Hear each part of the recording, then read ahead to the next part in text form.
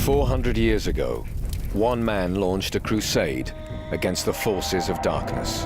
To people who believe literally in magic, these are murder weapons, and they're terrifyingly effective.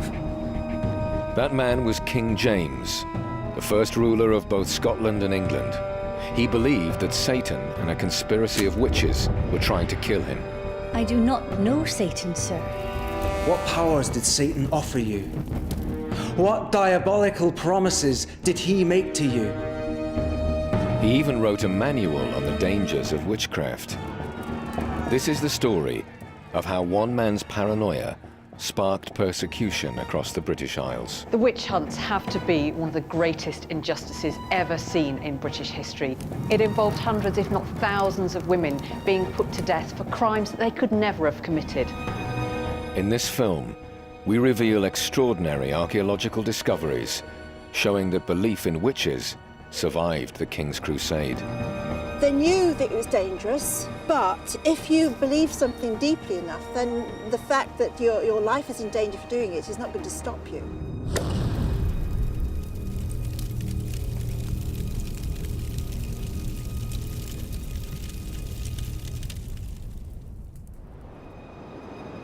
In 1590, the British Isles were ruled by two monarchs, the English Queen, Elizabeth I, and King James VI of Scotland. In May of that year, James was returning home from Denmark with his new wife, Anne. But this honeymoon voyage turned into a nightmare. As the flotilla crossed the North Sea, an enormous storm blew up. According to a sensational account of the incident, the King's ship in particular was buffeted by extreme winds and huge waves. It said that the ship behaved differently from all the other ships in the flotilla that was coming across with the royal ship itself, that the winds affected it differently, that it couldn't be controlled by the sailors in a natural way, and therefore it was thought that the storm must have been caused unnaturally, that James and Anne must be its target. The idea that the storm had been generated specifically to kill the royal couple seeded a terrible fear in James's mind. The young king was already nervous, with good reason. He had powerful enemies, and he had been abandoned as a baby when his mother, Mary Queen of Scots, was forced to flee the country. James grew up in a pretty terrible context for a young monarch. He succeeded a mother who gets her head hacked off in an English jail. His dad's already dead, strangled after an attempt to blow him up. There are 4 guys in charge of Scotland while James is growing up, and all of them are either murdered or executed or driven into exile. And when James becomes a man, before he leaves Scotland, there are apparently 2 attempts to kidnap or assassinate him, one of which is foiled only by him pinning the assassin's head under an arm and screaming for help. No wonder he's edgy. As James brooded on the storm that had almost killed him, he became convinced that this was another assassination attempt. But this time, it had been orchestrated by sorcerers and witches. His fear of the threat posed by witchcraft had grown during his stay in the Danish royal court. Denmark is one of the intellectual centres of witch hunting in the age, so it's probable that he's been discussing witches and demons with some of the most interesting minds in Europe, and come back to Scotland interested in putting this into practice. There's no doubt that he's simply reflecting a Europe-wide trend. This is the very period in which witch trials are starting to boom all over the continent. Witches were believed to be allies of Satan and his demons. In the late 16th century, fear of Satan's power was at its height because of hatred between rival factions in the church. And altogether in Europe, the period of most witch trials is that in which Protestant and Catholic are most at each other's throats, when the traditional Western Christian church is being torn in half between warring creeds who truly believe that the other's inspired by the devil. The urge to eradicate evil lit fires of hatred throughout Western Europe. In France and Germany, tens of thousands were sentenced to a terrible death. There's one description that talks about a forest of stakes where basically people are just being burnt in vast numbers, and there's a sense that the whole thing has got out of control. A real panic sweeps certain parts of Europe. If you want a quintessence of horror, go to a small North German town called Quedlinburg in 1589, where 133 women were burned alive in one day. It's a horrifyingly painful way to die. You're lucky if it's quick. You only need to burn about 20 or 30 people at a time in an average-sized North European town of the age to create the impression of a forest of flaming stakes, and to ensure that if there's the slightest breeze blowing, the houses on the leeward side of the square, opposite the wind, are going to be coated from the cobblestones, the pavement, to the roofs with human fat. In 1590, the full horrors of mass witch purges had not reached the British Isles. But King James was about to change that. The storm that had almost sunk his ship convinced James that Satan was trying to destroy him. The king now unleashed a war on satanic terror that would bring persecution and death to hundreds of his subjects. His fear extended to the widespread popular belief in magic. This now became a thought crime, punishable by death. In the 16th century, every village had folk magicians who used herbs and spells to cure illnesses, solve people's problems, or even influence the weather. These men and women were called wise or cunning folk.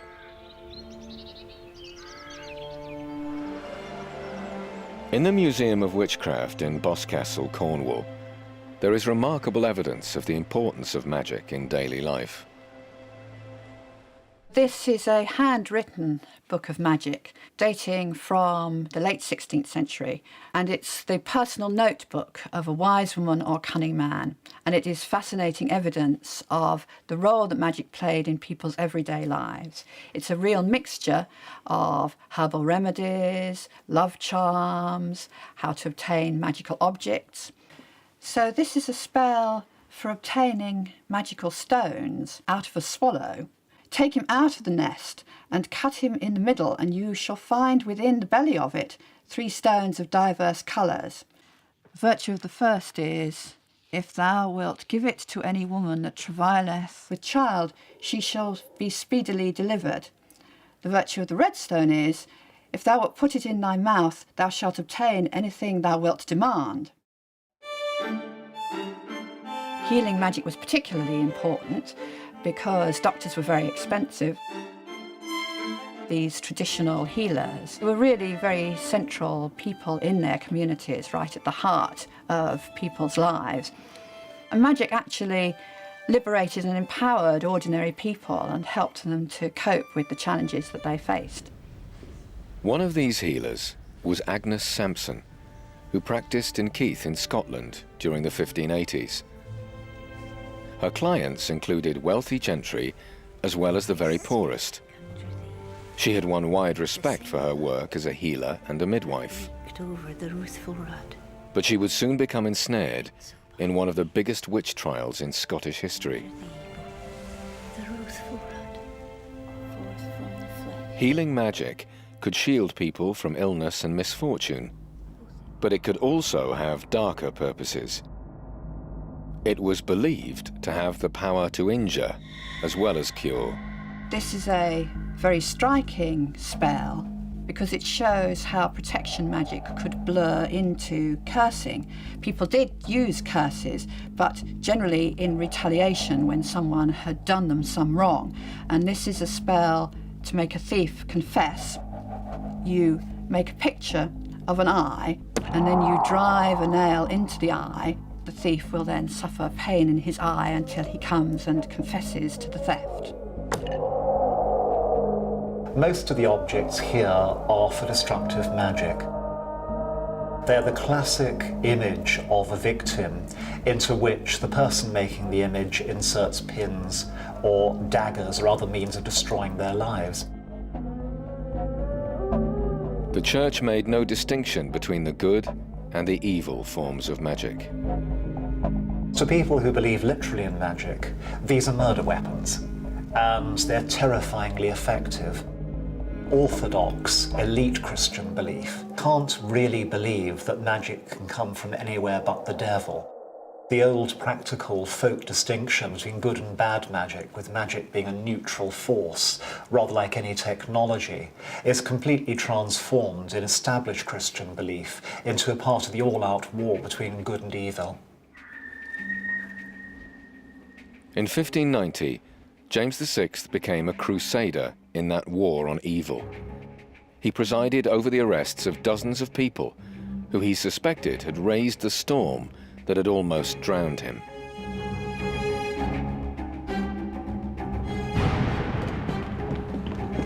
One of the women caught in this trawl for suspects was Agnes Sampson, the respected healer from Keith in northeast Scotland.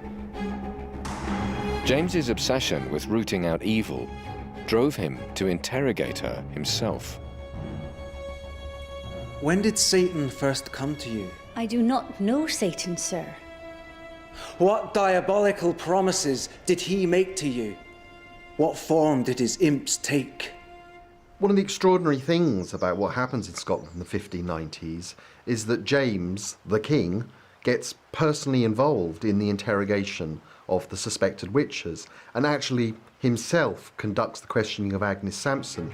This is a very strange thing for a monarch to be doing at this time, but it's a reflection of how deeply involved James is with the subject of demonology, and not just with the abstract intellectual idea of demonology, but the practical application of witchcraft in his own kingdom.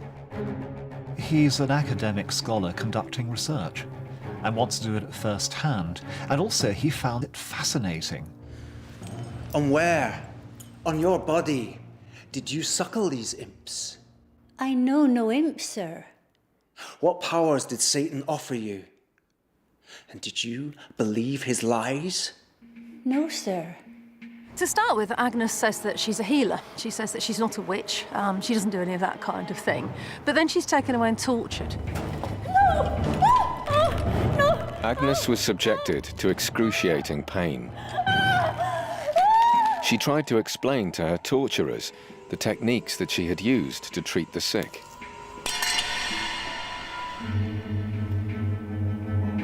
She even recited a healing prayer. All kinds of ills that ever may be, in Christ's name I conjure thee.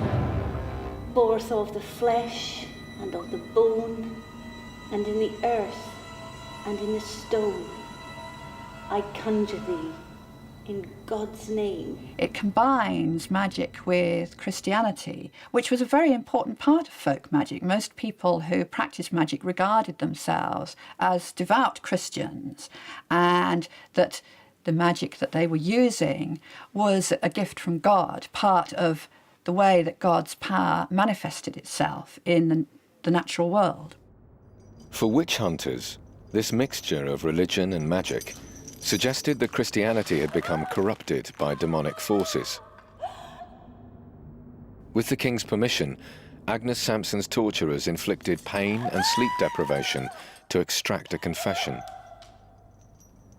Under this pressure, she accepted that she had made a pact with the devil. She was brought back for further interrogation. Her bizarre confessions were used as evidence against her. So, you took this black toad and hung it by its heels for 3 days and collected the venom as it fell into an oyster shell. Yes, sir. And if you had obtained a piece of linen cloth that I had worn, you would have bewitched me to death. Yes, sir.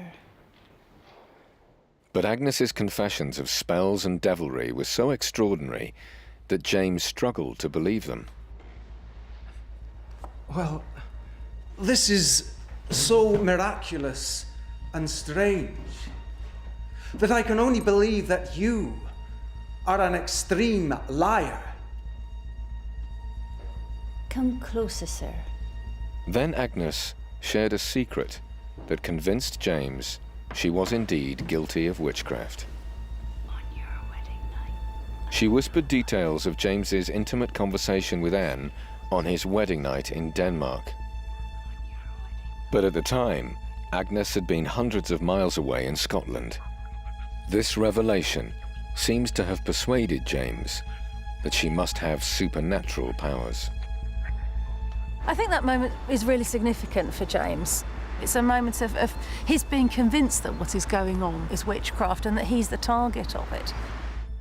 James seems to have ignored the most obvious explanation for Agnes's knowledge about his pillow talk with Anne. One of the things I think to remember about early modern marriages is they were not as private as modern ones are, especially if you were a king and a queen. So it's quite likely that perhaps a servant would have overheard something that was said. There may have been gossip about what was said. She might have picked it up that way, but I don't think she got it from magic. According to a detailed account of the trial, in a sensational pamphlet called News from Scotland, Agnes Sampson also confessed that she was part of a demonic conspiracy of 200 witches summoned by Satan to worship him in a church. Witches would meet the devil, renounce their Christianity, and pay homage to him, often in the most gross form, involving kissing the devil's backside. The devil had even offered this unholy assembly an image of the king to try to destroy him. James was convinced that Satan was leading the witches in an assassination plot against him. Agnes Sampson and several others were burned at the stake. Her death marked the beginning of a series of witch panics. Scotland executed a higher proportion of its population than almost every other European country. It's estimated that 2,500 women and men were hanged or burnt at the stake.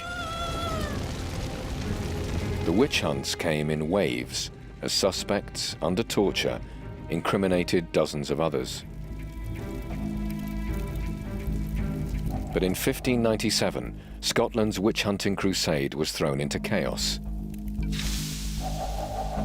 It began when Margaret Aitken, a suspect herself, turned informer. She claimed to be able to identify witches by a secret mark in their eyes. But then Aitken destroyed her own credibility. She was taken around officially for 3 or 4 months and asked to do this, so she incriminates quite a lot of people. The problem is that on one occasion she starts to identify somebody as a witch, and somebody says to her, but you've identified this person as not being a witch before, they've just got different clothes on. And at that point the whole thing collapses, of course, and there is a worry that all of the witches have not been witches, all of the trials have been mistrials. It was a pivotal moment. The exposure of Margaret Aitken as an unreliable witness threatened to discredit the witch trials. James leapt to defend his belief in the satanic threat. He published an extraordinary call to arms against witchcraft. He called his book Demonology. The fearful abounding at this time in this country of these detestable slaves of the devil. James's book is incredibly short and incredibly lucid and incredibly well structured. It's a good piece of literature. But only to dispel the doubting hearts of many. Both that such assaults of Satan are most readily practiced. James's book, Demonology, really becomes a handbook for the hunting and the persecution of witches. It's enormously influential and remains so for the next 50 to 60 years at least. And there are a number of very high-profile trials that draw directly on the influence of James's book. Demonology's influence might have remained in Scotland, but in 1603, Queen Elizabeth I died, and James VI of Scotland inherited her throne as James I of England. He brought his terrifying book with him. Demonology puts the king himself in the forefront of witch hunting. As a result, it makes witch hunting an official part of the new British state. There is now a line to be followed. It provides a brief, simple text from which all sorts of further ideas and publications can spring. In 1604, James passed a new Witchcraft Act in both England and Scotland that tightened penalties for this supernatural crime. He even ordered the burning of a book written by an Englishman called Reginald Scott. Scott's volume, The Discovery of Witches, argued that philosophy and science disproved their powers. I think that Scott got to James. He angered him. He was good enough to make James worried and affronted, and came at just the wrong point, which is when James himself is trying to convince everybody of the reality of the evil he is describing. James inherited a kingdom crackling with religious tensions. In 1605, Catholic conspirators, including Guy Fawkes, almost succeeded in assassinating the king in the Gunpowder Plot. To a devout Protestant like James, Catholic images and rituals could easily become equated with magic and even witchcraft. Catholicism was still widely practiced in areas like Pendle in Lancashire. This created a perfect breeding ground for demonology's deadly ideas. This is a county where there is a lot of political and religious deviance. And so this is the kind of powder keg, really. And what you really need on top of this is an incident that touches the whole thing off. And you also need, crucially, you need a magistrate, in this case, a man called Roger Nowell, who is very keen to persecute those who are associated with Catholicism. And this is a situation, a very feverish and fraught situation, where Catholics and witches can be associated with one another. In this climate of intolerance and suspicion, it took just one incident to trigger a witch hunt.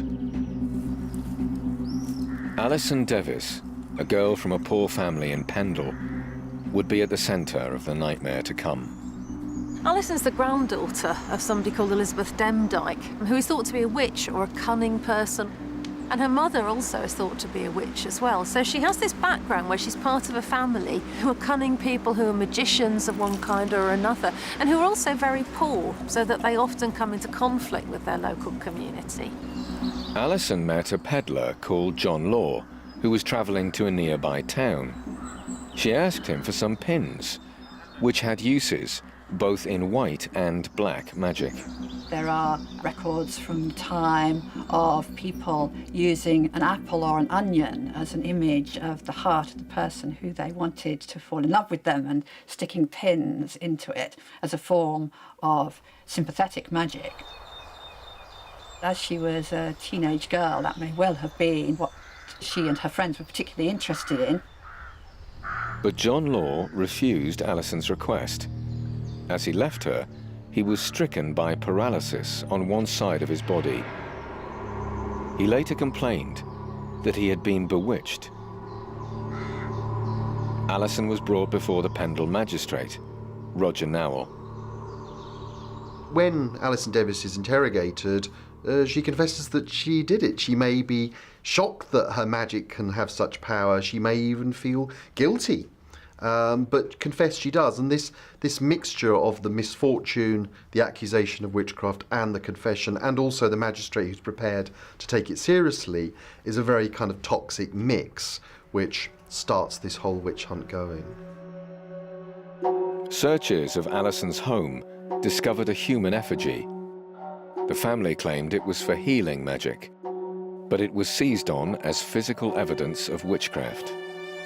I think it's very important the way that demonology demonised traditional folk magic. It is really quite remarkable that someone's healing charm, a charm that they specifically said they used to heal the sick, could be produced in evidence at their trial.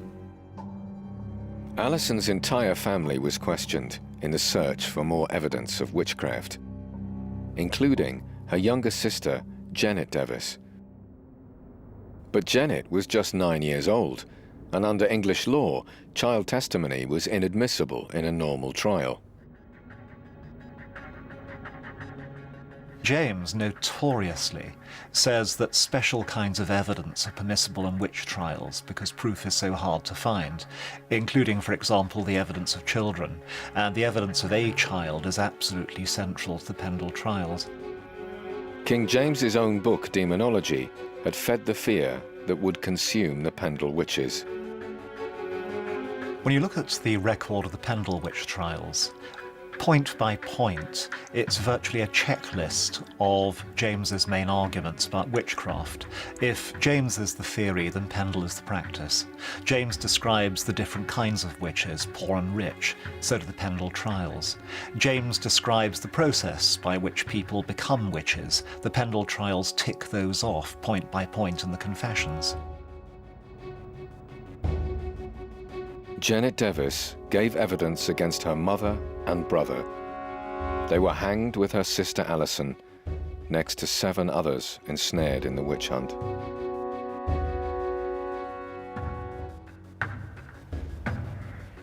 But despite James's efforts to stamp out witchcraft, it still seemed to have the power to strike close to the king. In 1618, Francis Manners, the 6th Earl of Rutland, one of the king's privy council, accused witches of murdering his young son Henry. Manners was Lord Lieutenant of Lincolnshire and frequently entertained King James in Belvoir Castle. Historian Tracy Borman is investigating the bizarre tragedy that struck the Earl's family. I first became aware of the witches of Belvoir through the pages of a novel, actually, which I was reading for pleasure, and I was just absolutely gripped by the story from day one, and I thought, this can't be true. I knew it was loosely based on a real sort of legend, a local legend, and therefore I sort of set out on this quest to find out more about the witchcraft case. Francis Manners had travelled in Europe at the height of the witch hunts, when witchcraft was seen as the terrorism of its day, striking innocents with deadly force. One of the most remarkable elements of this is that here on this tomb, in black and white, is a statement by the Earl himself saying that my 2 sons were done to death by wicked practice and sorcery. It was incredibly rare to find on any tomb such an accusation, let alone on one of the most noble families in the country. It's a statement, and he wanted everybody in the future to know that this is what had happened to his sons, and his sons are also depicted here on this tomb in rather solemn procession. The eldest of the sons, Henry, holding a skull to represent his fate. But behind the sad tale of loss recorded on the tomb lies a disturbing mystery. The Earl blamed witchcraft for the death of both of his young sons, and he found suspects close at hand. A single mother, Joan Flower, and her 2 daughters had all been employed as lowly servants at Belvoir Castle. Margaret, the eldest daughter, was found guilty of stealing provisions from the castle, and they were all dismissed. And it was that supposedly prompted the mother to set out on a path of revenge and destruction against the family at Belvoir Castle. The women were arrested in 1618 and charged with killing young Henry Manners by witchcraft. The sensational pamphlet reporting the case recorded that while Margaret and Philippa were working in the castle, they had stolen the boy's glove. They had given it to their mother, who treated the glove as if it represented the boy himself. She repeatedly stabbed it, and then she burnt it. But the boy had died 5 years before these charges were brought. So why had the Earl waited so long to accuse the women of witchcraft? One clue lies in Manners' close relationship with the king. James's book Demonology had recently been republished. It does seem that it was a bit of a setup, and probably, I think, it was the Earl of Rutland who was doing his king, James, a favour by bringing James's work, Demonology, back into the public eye, because the pamphlet that describes the case actually refers to demonology up front in the preface. It reminds people of this king's great work on the history of witchcraft and exactly how witches ought to be dealt with. The pamphlet claimed that the women had taken wool from a mattress at Belvoir Castle. Joan Flower then allegedly mixed the wool with blood and water and boiled it to curse the Earl and his wife with infertility.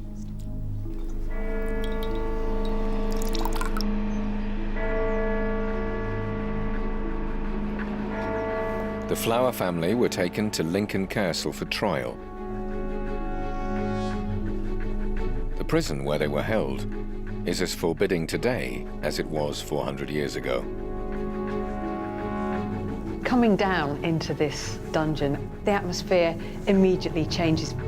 It's very cold.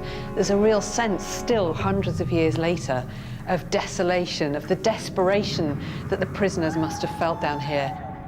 And still we see where the chains would have been bolted back to the walls and the prisoners tethered there. It really is quite a miserable, wretched place. The judge who tried Margaret and Philippa Flower and several others caught up in the Belvoir case may have been the same man who had sent the Pendle witches to the gallows 6 years earlier. Even the evidence laid before him closely matched the claims made in the Pendle trial. You can see very similar evidence brought forward. It was very formulaic. There was all the sort of classic elements of the witchcraft case, the familiars, the pact with the devil, the curses that were uttered by the accused. They all come out in this case, as they did in several others at around this time.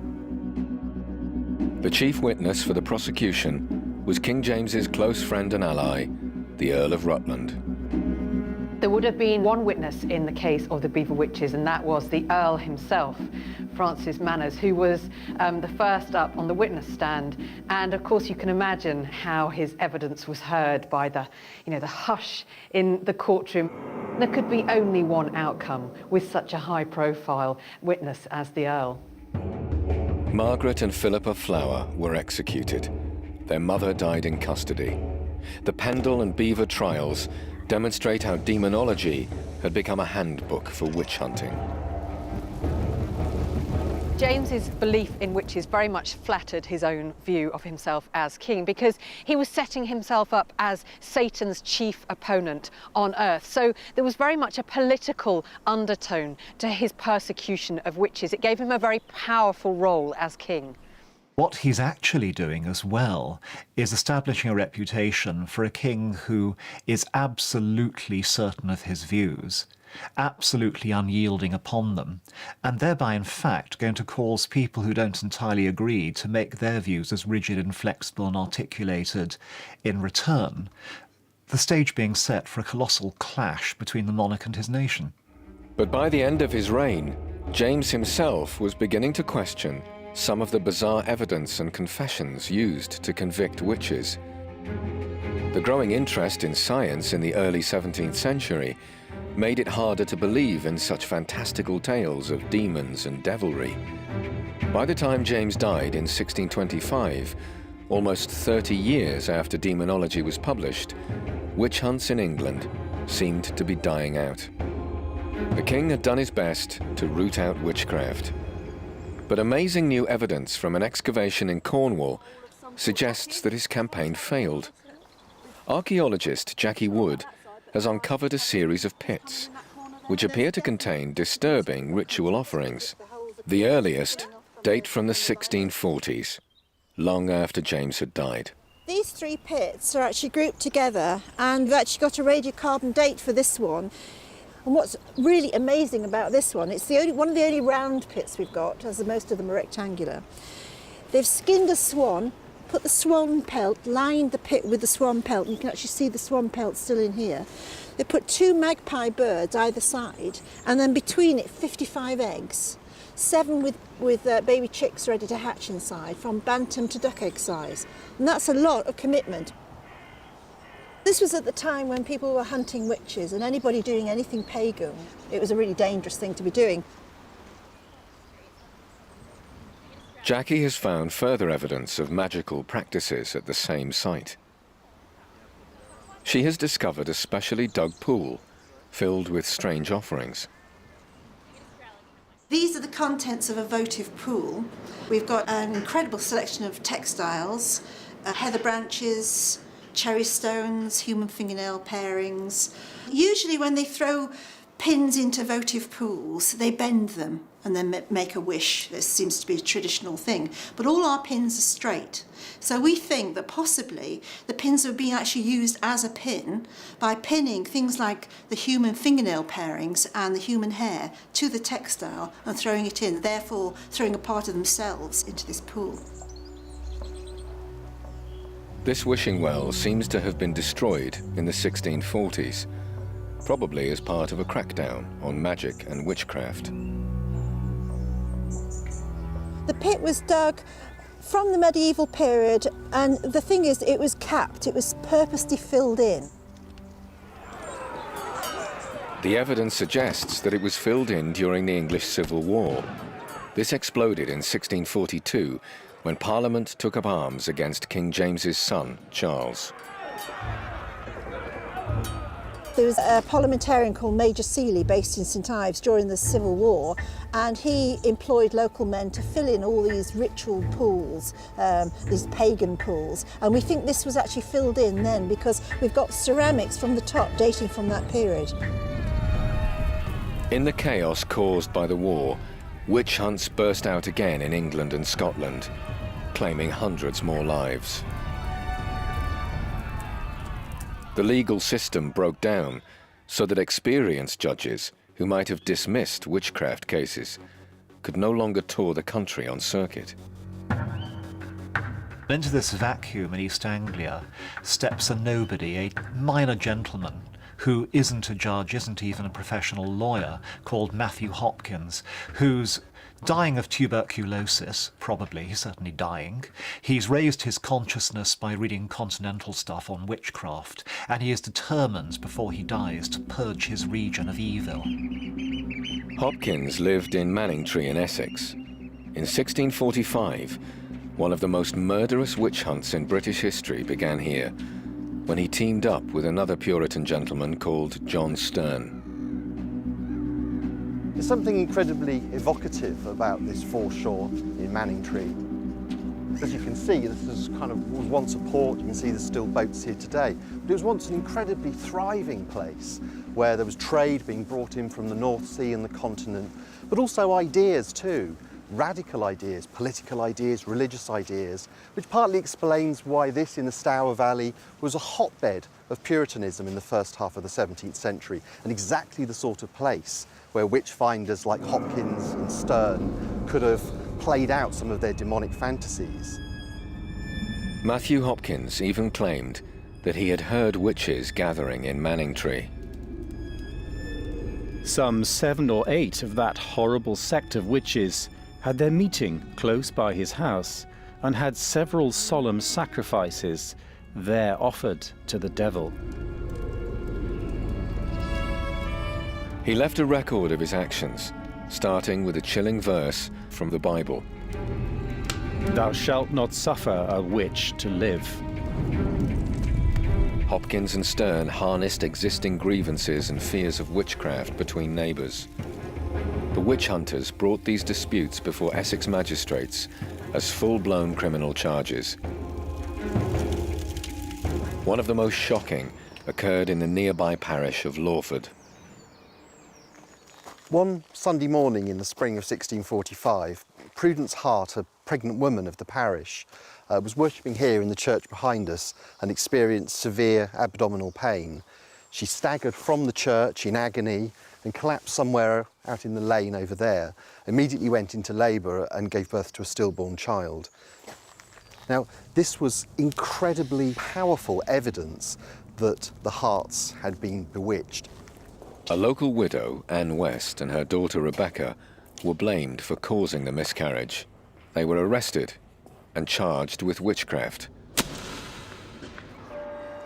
Hopkins and Stern now toured other towns in the east of England, looking for more suspects. Their accusations became wilder as they were bewitched by their own fears. Their modus operandi would be to get the suspect isolated, to keep them awake for as long as 3 days, 3 nights, to march them up and down, to use a form of brutal leading questioning, which didn't leave much room for denials and for protestations of innocence. Matthew Hopkins recorded some of these interrogations in an account he wrote soon afterwards. In it, he claims to have witnessed the monstrous creatures summoned by the suspected witches. Elizabeth Clark, this old woman, disabled woman, is interrogated personally by Hopkins, and after the period of 3 days she cracks and she says, "I'm ready for my imps to come." And she gives them names. They're called things like Sack and Sugar and Grizzle Greedy Gut and Pie Wacket.